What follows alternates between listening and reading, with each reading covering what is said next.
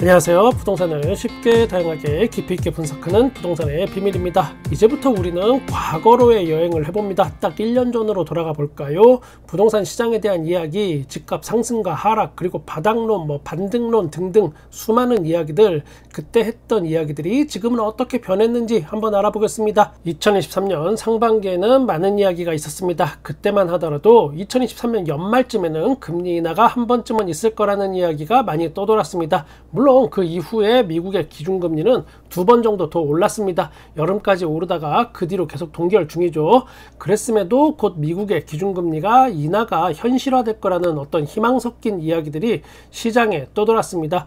이때 부동산 시장의 아파트 매매 가격은 또 반등을 했습니다.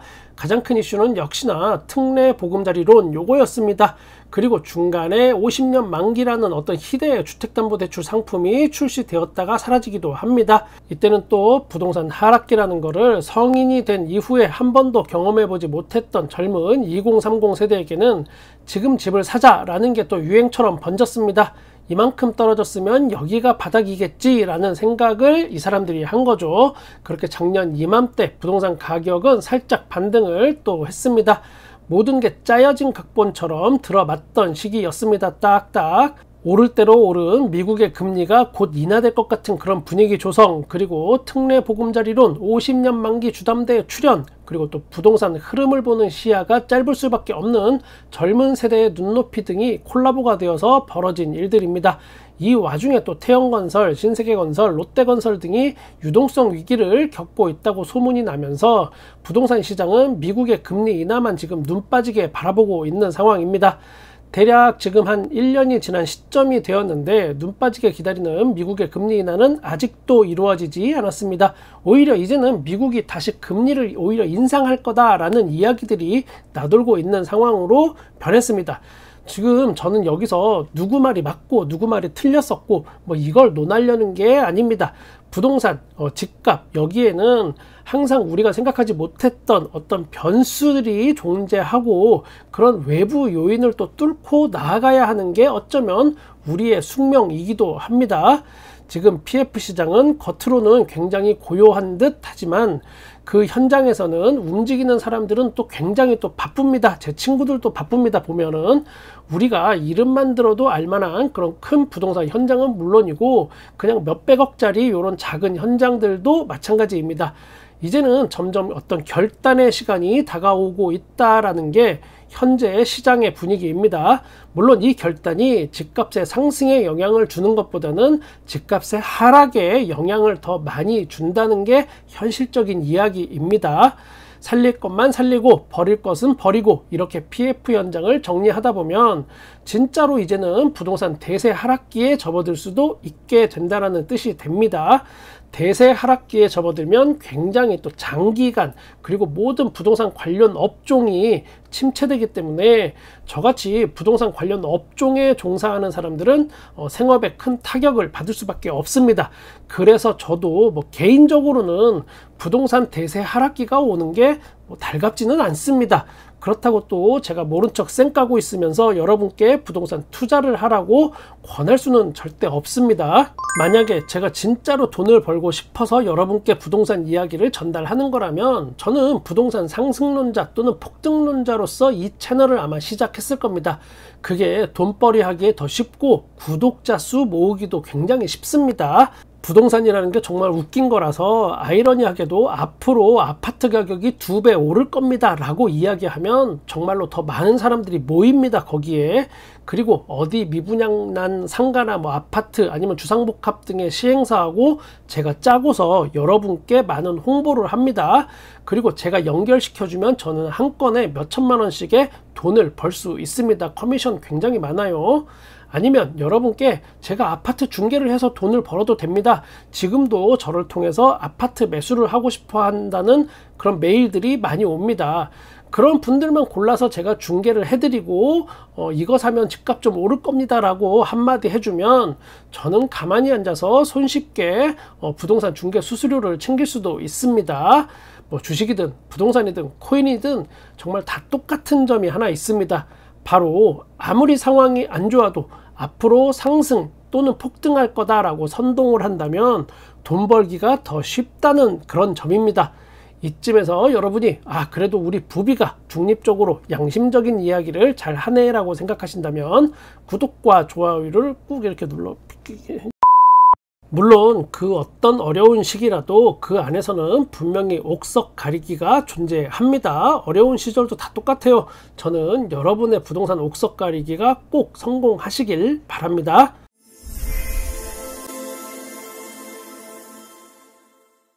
요즘 미분양 아파트 장기화 조짐을 보이고 있습니다. 미분양을 털기 위해서는 굉장히 큰 마케팅 비용이 실제로 필요합니다.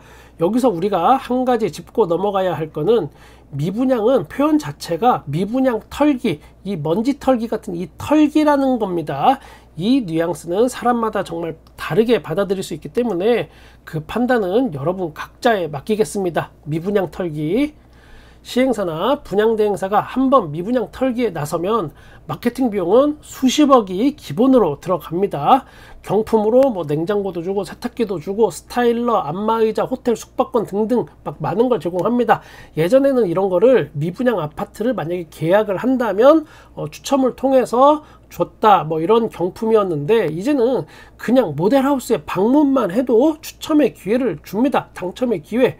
집을 계약 안 해도 이 기회를 준다는 겁니다. 왜 그럴까? 그만큼 모델하우스에 방문도 안 하기 때문입니다. 사람들이 지금 일단 어떻게든 사람을 끌어모아 놓고 그때부터는 분양 상담사들이 이제 자기 개인기로 손님을 엮어버리는 그런 전술을 지금 현재 택한 겁니다.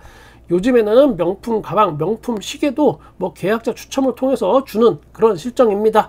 여기서 우리가 한 가지 짚고 넘어가야 할 것이 또 있습니다. 이 마케팅 비용 누구 돈일까요? 바로 계약자들 돈입니다. 계약자들에게 돈을 뜯어낼 필요도 없습니다. 그냥 이거는 아파트 가격에 애초에 다 포함되어 있으니까요. 아파트 계약을 한 사람들로부터 일단은 뭐 수익이 나겠죠. 거기서 조금씩 수익을 일부 떼어서 그거를 단 몇 사람에게 몰아주기, 몰빵을 하는 겁니다.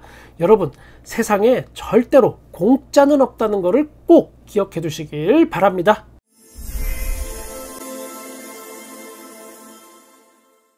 요즘에 전세 가격이 오르고 있다라는 뉴스를 여러분도 많이 보셨을 거고, 이거에 대해서 또 걱정이 많은 분들도 계실 겁니다. 대부분 전세 계약 갱신권을 활용해서 지금 재계약하는 경우가 굉장히 많이 있습니다.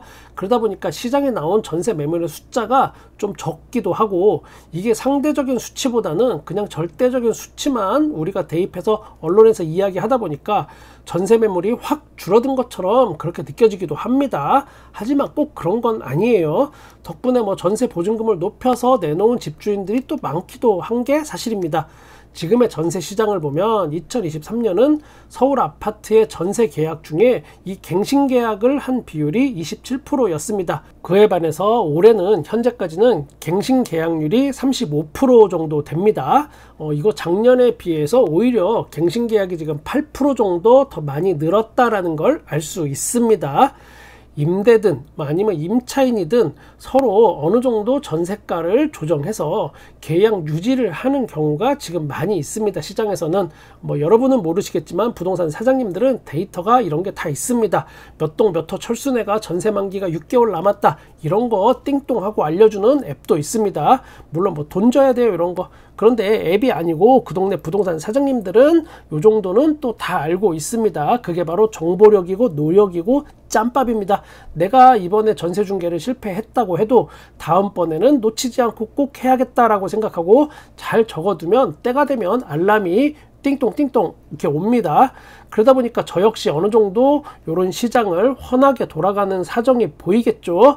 전세 계약률이 지금은 상당히 많이 높아졌다라는 게 현재 상황입니다. 재계약 중에는 보증금을 올려서 재계약한 경우가 57%이고 내려서 계약한 비율은 또 29%입니다. 올리지도 내리지도 않고 그냥 똑같은 가격 동결을 해서 재계약한 거는 14% 정도 됩니다. 이게 작년에 비해서 재계약 시 보증금을 올려서 계약한 경우가 좀 늘었습니다. 요즘에는 하도 뭐 전세가가 오른다고 난리를 치니까요, 언론에서. 지금 이거는 현재의 상황이고, 그런데 또 올 연말에는 상황이 또 변할 수도 있습니다. 올 연말부터 내년 2025년에 입주 물량이 굉장히 또 많이 있다라는 것도 우리가 한번 체크해 둬야 합니다. 오늘은 송파구의 아파트 가격 변화를 또 한번 알아보겠습니다. 먼저 헬리오시티부터 갑니다. 33평을 보면 4월 달에 7건이 거래가 됐습니다. 저층은 19억대 그리고 고층은 20억대 거래가 현재의 흐름이라고 볼 수 있겠습니다. 4월 들어서 딱히 급격하게 상승했거나 하락했다라고 보기는 어려워 보입니다. 물론 겨울 시즌에는 저층이 18억대가 간간히 보였고 17억대도 있었기 때문에 그때보다는 확실히 지금은 다른 상황을 보여주긴 합니다. 아무래도 이제 진짜 가격의 판가름은 선거가 끝나고 그 영향권 안에 들어오기 시작하는 여름이 이제 분수령이 될 것으로 예상이 됩니다. 여기서 일부 언론이나 부동산 폭등론을 주장하시는 분들은 이 가격과 이 가격만 딱 뽑아서 요 두 개만 딱 뽑아서 헬리오시티 2억 폭등했다 이렇게 이야기할 수도 있습니다. 이 정도 가격대의 아파트는 언제나 그랬듯이 몇 층인지 전세를 낀 건지 아닌지 구조가 어떤지 몇 동인지에 따라서 1, 2억은 항상 갭차가 납니다. 판단은 결국 여러분의 몫이 될 겁니다. 최근 하락률을 종합해보면 헬리오시티의 경우 지난 최고가 대비해서 15%에서 18% 사이 요 사이에서 왔다 갔다 하면서 하락률을 유지 중입니다. 이번에는 송파구 5대장 중에 하나 파크리오 가보겠습니다. 이 5대장도 결국은 잠실 주공 5단지나 아니면 그 옆에 있는 장미아파트 아니면 진미크, 진주, 미성, 크로바 요게 다 들어서고 나면 그 5대 아파트, 5대장 아파트란 타이틀을 반납하게 되겠네요. 파크리오도 가요 탑10처럼 송파 탑10 이런 거 하면 파크리오 33평의 경우 4월 달에도 평균 20억 원에 거래가 됐었습니다. 지금 보시는 거하고 똑같죠. 지난 최고가는 파크리오가 25억 3천만 원이었고 그에 비해서 하락률은 대략 한 지금 마이너스 20% 선에서 거래가 주로 이루어집니다. 그런데 뜬금없이 최근에 23억 4천만 원의 거래가 하나 덜컥 됩니다. 갑자기 3억이 이게 폭등한 건가? 일단 기존에 20억대에 거래되던 이런 것들하고는 좀 다른 행보를 보이는 면이 있습니다. 이 23억이라는 가격, 자, 요걸 자세히 들여다보면 거래된 게 23억 4천만 원에 4월 9일에 매매가 되었는데 같은 날 전세 10억에 또 계약이 됐습니다. 그리고 계약 기간은 24년 6월부터 27년 10월까지로 되어 있습니다. 통상 2년 단위로 견세 계약을 하는 그 점을 미루어 볼 때 일반적으로 보이지는 않습니다. 지금 이 상황이. 지금 현재 파크리오 33평은 전세가 8억 3천만 원부터 있고 9억짜리도 있고 9억대도 많이 있습니다. 그런데 10억이라니요. 자, 물론 집집마다 사연이 없는 집이 없듯이 부동산에도 각자 다양한 사연이 있고 그 속사정이 있을 수밖에 없습니다. 그게 현실입니다. 그냥 어쨌든 제 눈에는 일반적이진 않아 보인다. 이 정도로만 정리하겠습니다. 문정동 가볼까요? 올림픽 패밀리 아파트 가보겠습니다. 32평이 16억에 최근 거래가 됐습니다. 그런데 이거는 1층이라는 점 참고해 주시기 바랍니다. 1층. 자, 2월 달에 2층이 16억 2천만 원에 거래가 된 게 2건 있었던 거를 또 생각해 보면 크게 이게 또 드라마틱한 변화가 있다라고 보기는 현재는 어렵습니다. 4,494세대이고 1988년 아파트입니다. 여기 역시나 재건축 이슈가 있고 올해 안에 정비구역 지정 고시까지 가겠다라는 목표가 있지만 이게 또 쉬워 보이진 않아 보입니다. 지난 최고가는 2021년에 21억에 거래가 됐었고 지금은 최고가 대비해서 5억 하락한 금액입니다. 하락률은 마이너스 23%입니다. 이번에는 송파구 장지동 위례신도시 한번 가보겠습니다. 먼저 장지동 송파더 센트레 26평이 10억 5천만 원에 거래가 됐습니다.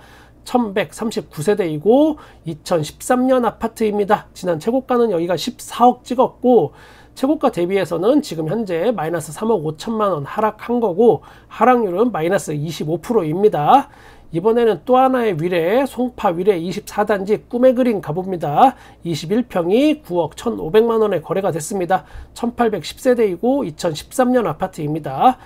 위례 신사선이 개통이 된다면 요 개통역하고 또 가까운 위치 맞습니다. 지난 최고가는 12억 5천만 원이었으며 최고가 대비 마이너스 3억 4천만 원 하락한 가격입니다. 하락률은 마이너스 27%. 송파구 아파트 거래 상황 총정리 들어갑니다. 역시나 송파구는 서울의 다른 지역보다는 가격의 흐름이 만만치는 않습니다. 현재까지는요. 지금 나오는 데이터들은 대부분 선거 전에 집을 보고 계약이 이루어진 게 대부분입니다. 선거가 지난 이후의 데이터는 아직 나오지 않았습니다. 선거 시기에는 각종 부동산 공약들이 막 남발하게 되죠. 그 기대감에 어쨌든 거품이 끼게 되고 그 거품이 이제 물거품처럼 사라지는 순간이 몇 달은 걸립니다. 거품 빼고 변화하는 부동산 가격, 송파구의 변화 가격, 요것도 제가 꾸준히 지켜보겠습니다. 대략 송파 외곽 그리고 위례신도시 10년차가 넘어가기 시작하는 아파트들은 통상적으로 보면 마이너스 25% 하락률을 보이고 있습니다. 송파의 가격을 상승으로 이끌고 있는 어떤 잠실이나 신천동 요쪽 동네하고는 확실히 좀 구분이 되는 상황입니다. 저는 여러분의 부동산에 끝까지 함께 하겠습니다. 구독과 좋아요, 알림 설정 감사합니다. 댓글도 정말 감사합니다. 부동산의 비밀이었습니다.